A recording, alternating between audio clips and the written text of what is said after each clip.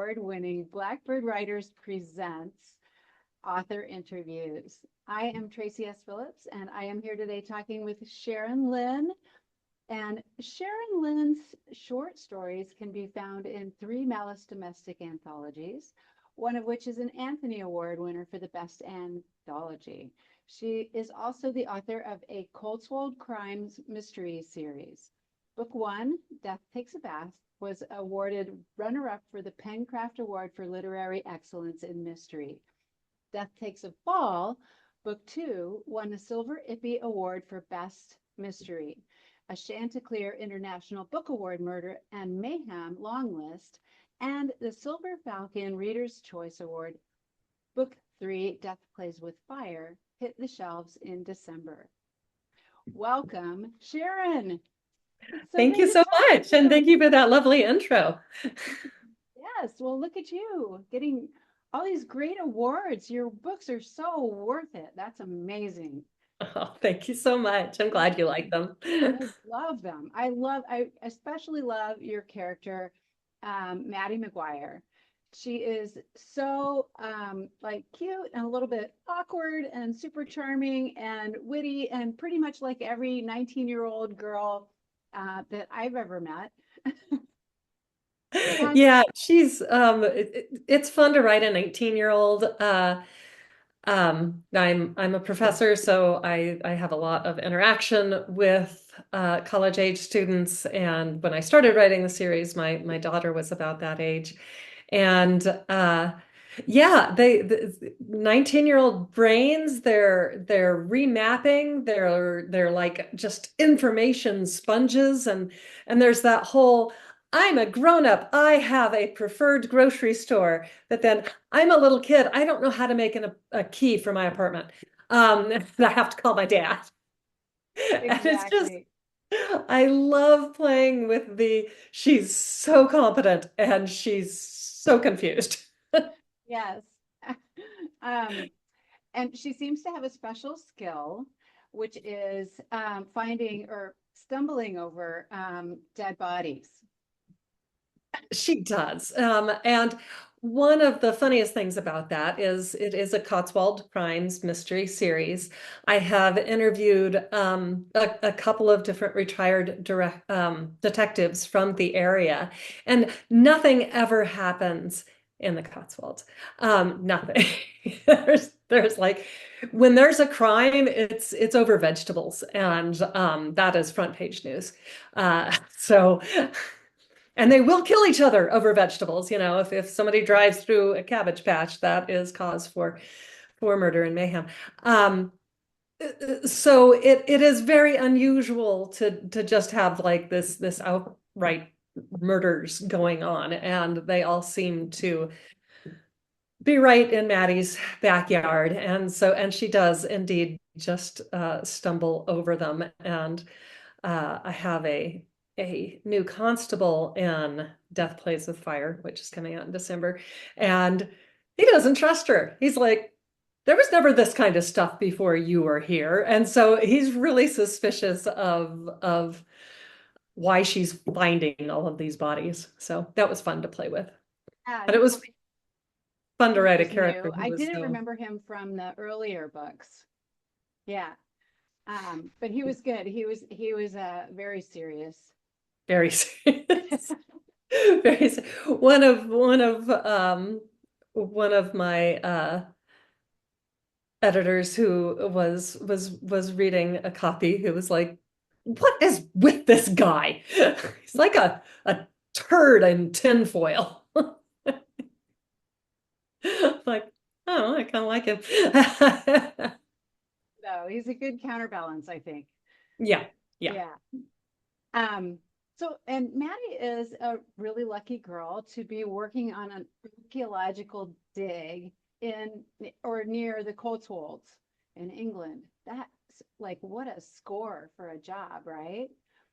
Yeah, and well, one of the neat things about it is that the Roman Baths Museum in England is an active dig site. So they are continuing to excavate, and you can actually apply for an internship there. So um, I I placed the whole setting in Bath because I'd lived there when I was a teenager, so I knew it really, really well. But on top of that, I made sure that I did the research where they would take an international student at the baths, and they would. So that's kind of fun to have her there. And then I try to stay up on all the news out of the baths. So like in the first book, when they discover a tesserae, which is a little, sorry, one of these. Like a tile. It's a tiny little mosaic tile, and the tesserae, usually this style would indicate a threshold, so some sort of doorway.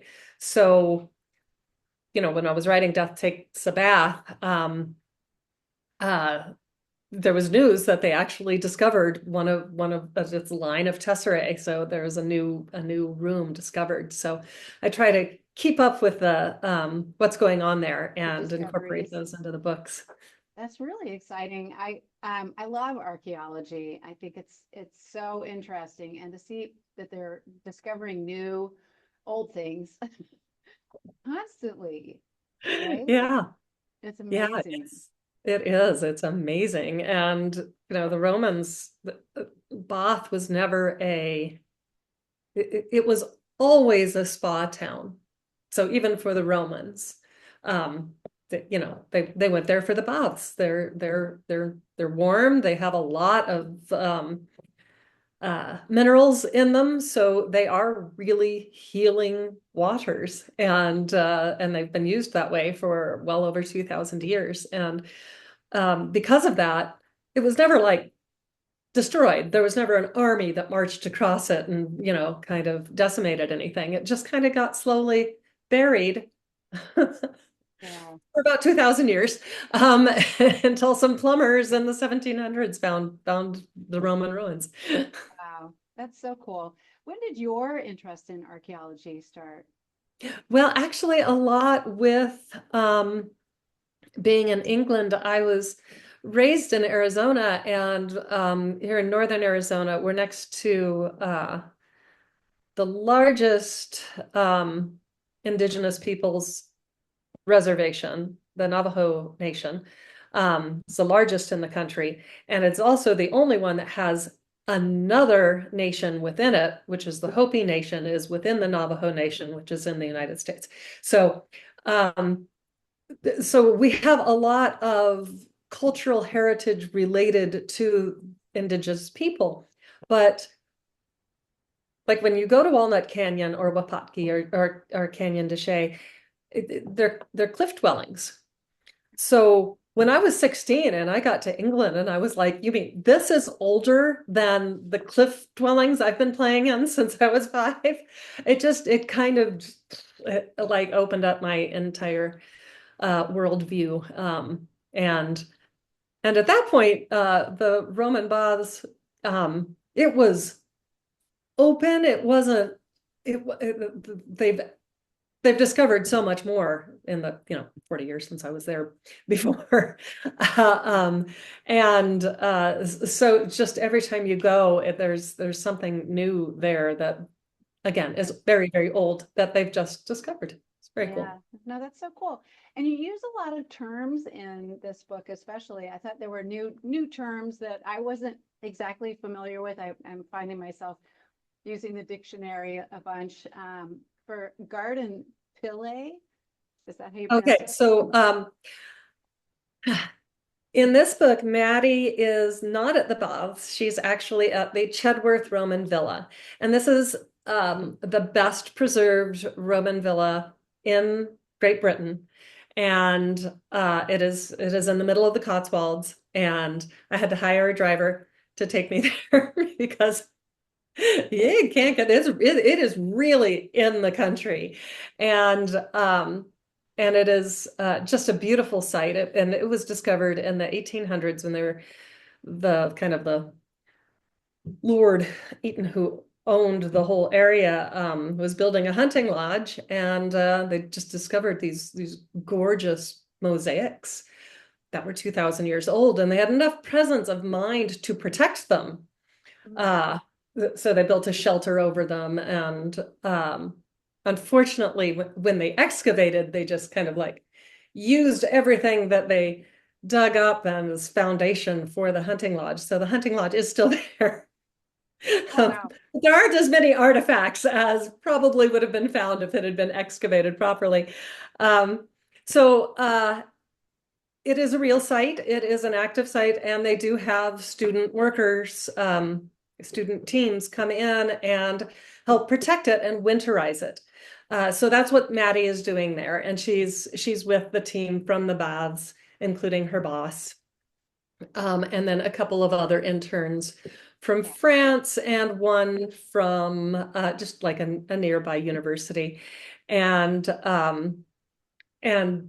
they're all staying in the lodge, which they do, and the pilea are basically they're probably that wide and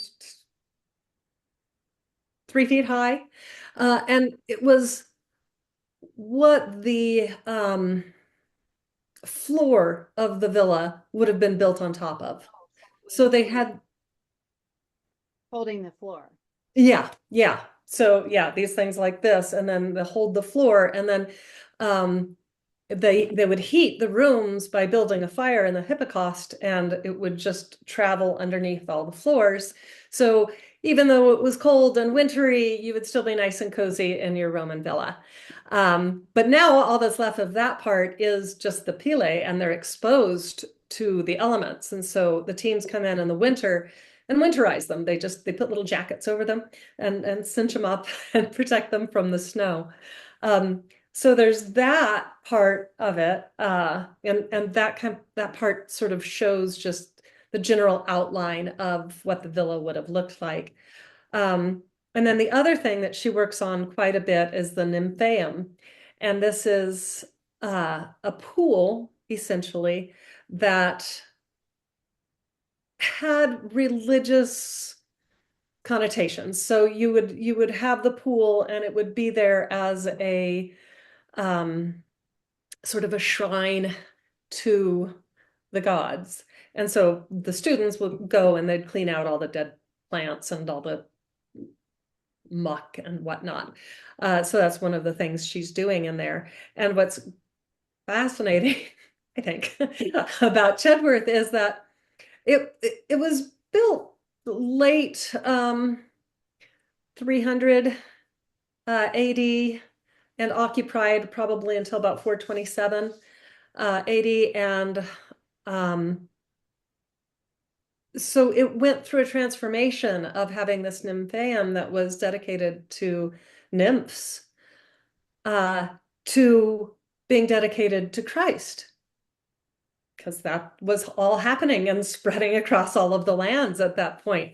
And so they kind of took the entrance of the nymphaeum and carved in an X and a row, Chi-rho, for Christ. Right. And then at some point they decided maybe Christ wasn't the way to go. Let's give it back to the nymphs. So they take that stone and they actually put it somewhere else as just like a building material. And it just fascinating. So if you look up Chedworth, make sure you find Julie Reynolds' article on that nymphaeum and the changing of the gods. Yeah. Oh, that's fascinating. That's really, really cool. And clearly you've done your research. And so right away, this book dives into a lot of that historical territory. And there's also druids. Drew. Book. So the book opens with sort of like this well, it opens with a charred heart pinned to the door of the hunting lodge. I didn't want to say it. So she doesn't stumble over a body right away. not right away. It's not right away. And and she kind of goes into logic mode because that keeps her from freaking out, and she realizes it's too big to be a human heart. But the Druids did sacrifice bulls and bull hearts, and so she thinks it must be from a really big animal. But the problem is that there were no Druids during that time in that area. They had been chased away at the beginning of like 300. So there weren't any there. And so she's like, well, that's stupid. Why would you have a druid warning, a druid sacrifice when there were no druids here? And so, and all of that actually is true. So her outrage with this druid thing is completely justified. However, that doesn't mean that there aren't druids still in England. There are a couple of really big groups that celebrate the solstice, and this book does take place in December, and so there is the solstice, and so there are a group of druids camping nearby to celebrate the solstice. Yes. But they wouldn't have had anything to do with the Roman villa. Yeah. Well, yeah. And so I was wondering, have you learned any more stories about those people? Well, one of the most fascinating things about the Druids is they didn't write anything down. So it is kind of difficult to find too much about them. The Druids were the Celtic priests, essentially, and priestesses. So they were the religious class of the Celts, and the Celts were all over Europe. I know when I first started doing research, I was like, Celtic is Irish, which it is, but it was also English and French, and so they were all over Europe. And they were powerful, which is why the Romans drove them out, because they had too much power, and the Romans didn't want to compete with that. One of the biggest pieces of evidence for Druids doing human sacrifices actually came from Caesar. And he had this drawing of this giant wicker man, which is well, it's made of wicker, and it's in a human shape, and it's like a cage, and they would put people in it and light it on fire. However, we don't have any evidence from the Druids themselves that they did that, and that's kind of like the only big thing. It's like, well, I personally think Caesar was doing a little bit of propaganda at that point. Yeah. It's like, let's get rid of these people. They do human sacrifices. And so, it's easier for the armies to go after them and wipe out these just, people, nature-loving people. Right. So yeah, a wicker man does also appear in Yeah, it does. And Maddie finds this burning wicker man. She does. So she is the one who stumbles across it, and it is burning a person. So that's quite horrific. And again, way to torture your protagonist and other people in your book. The poor girl. And Maddie is based loosely on my daughter and my sister, and I can never in my mind put my daughter in that much danger. But it's easy for me to put my sister in that much danger because my sister is always like the, go getter and all of that. It's like, Kim can handle it. I'll just. Oh, that's funny. There's a great supporting cast in this book as well. I love Simon, he's a distant royal blood, right? And he makes me think of English people. That's excellent. A little bit stiff and jolly ho. Yeah, he is aristocratic. He actually, when I first started writing him, I wanted him to be more of a villain, and I liked him too much, and he just kept morphing. So I just kind of turned him into the big brother that Maddie never had. It's like gives her a hard time, never gives too much support, but he is always there if she needs her. or if she needs him. So, Right, right. um, but she went through an entire novel without knowing that he was a lord. Um, Yeah. so it's not something Or that that, he was a good guy, because for a right. while she thought that he was out to get her. So, Yeah, well, I mean, he kind of was, but just from he knew she wasn't qualified for the position she was in, and it annoyed him. yeah. And when when you're annoyed, you just sabotage people. You don't talk to anybody about it. And that's what he did for a lot of the first book. Yeah. But I like him better in this book. He's a lot more supporting cast. Yeah, So, and she's got her good friend in Arizona, who Tori. is Tori, who she calls to tell her all the news and all the things that are going on. And Tori always gives her great advice. And Edward. And Edward. So Edward is Constable Edward keeps returning, and I really want them to get together. yeah. So Edward, she meets him in the first book, and he comes back in the second book, and Death Takes Fall, and he, of course, is first on the scene when she discovers a body in a burning wicker man. And he has actually changed positions. He was originally with the Avon and Somerset Constabulary.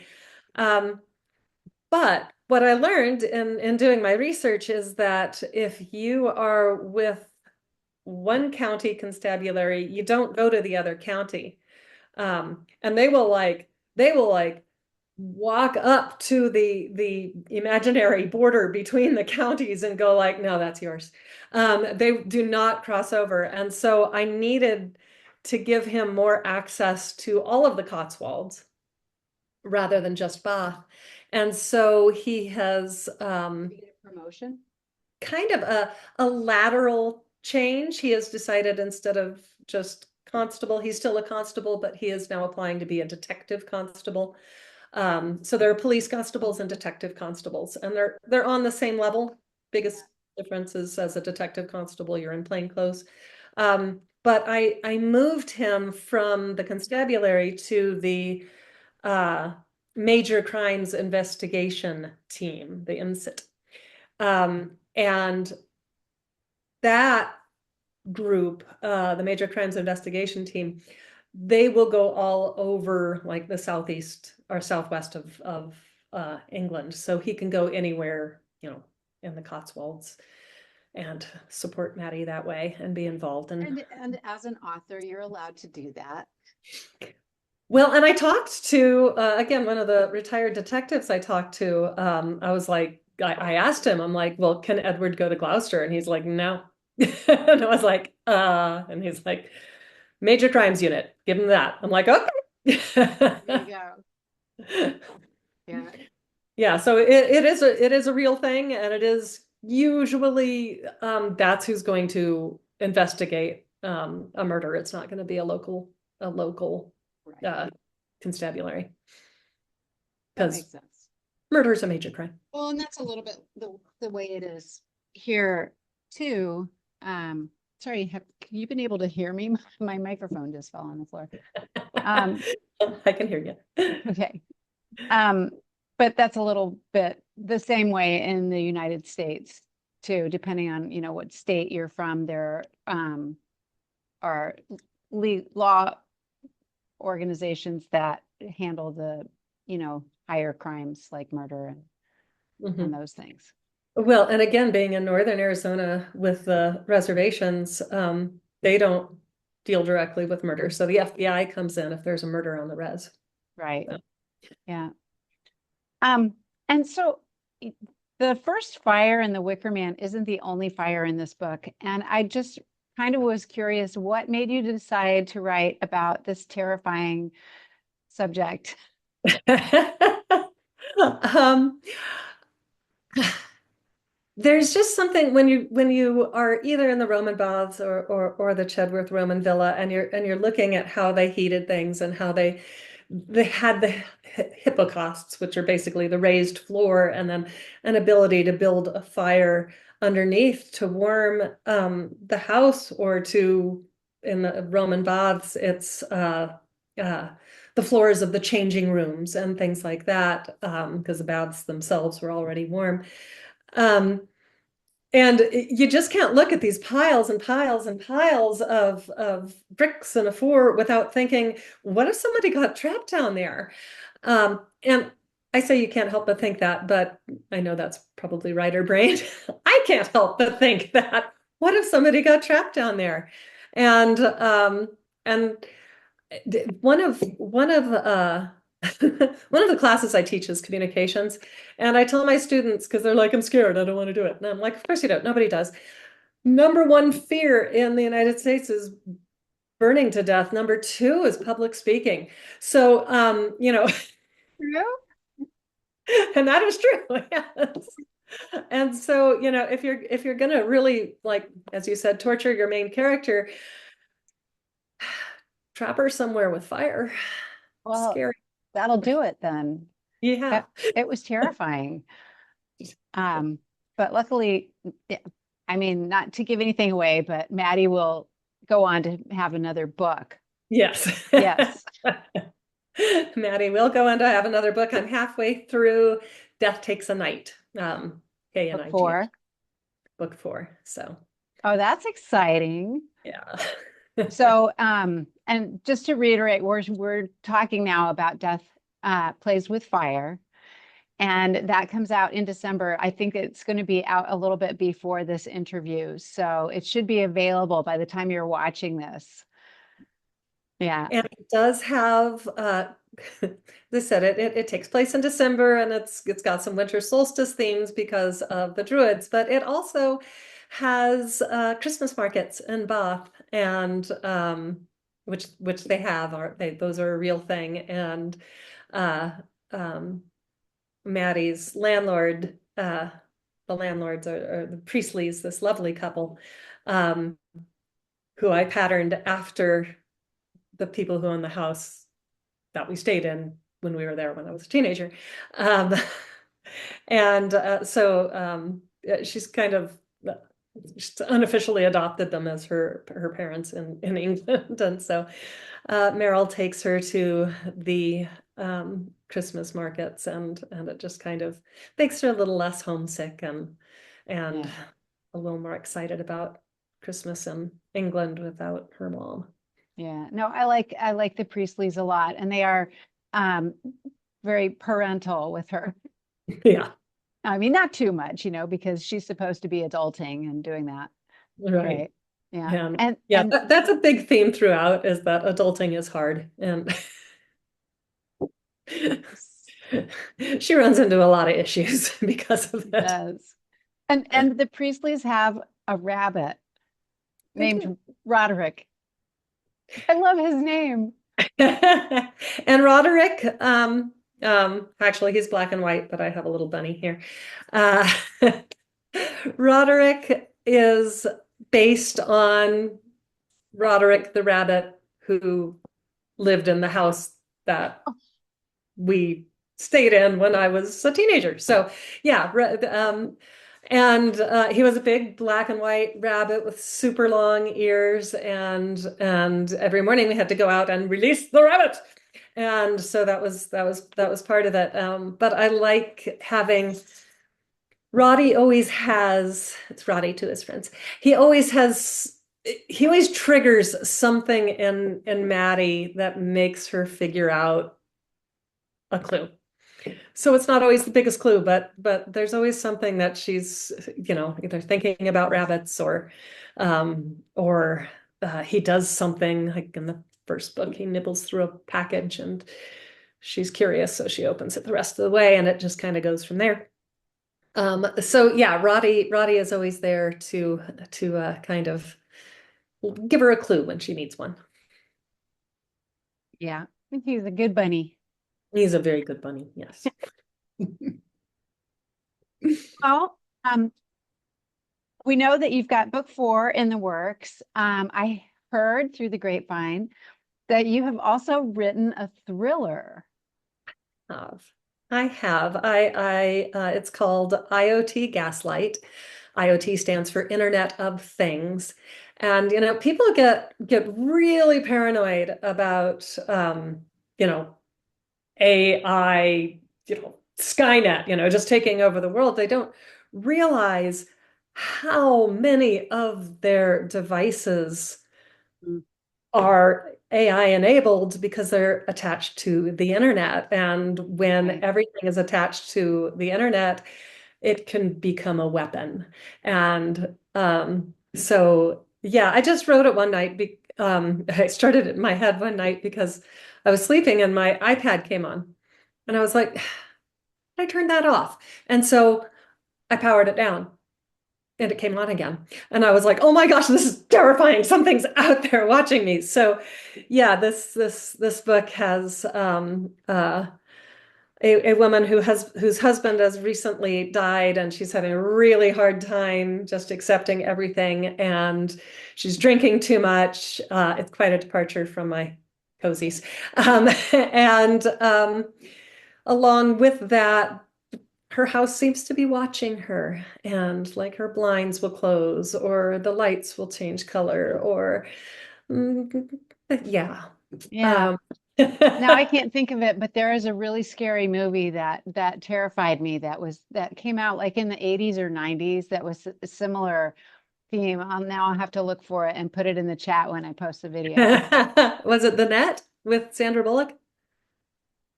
No, it was before that. Okay. So Um, yeah. but yeah, this is it. It was a Claymore top pick, and it is on the long list for the Chanticleer International Book Awards Clue Award. So, yeah, hopefully I will be finding an agent or give to my publisher Yep. on this. Yeah, there you go. Well, awesome. Congratulations. Thank We'll you. look forward to seeing that one coming out maybe in 2025 or Yeah, that we'll see. would be exciting. It would. That would be really exciting. Um, so where can our viewers find you or your books?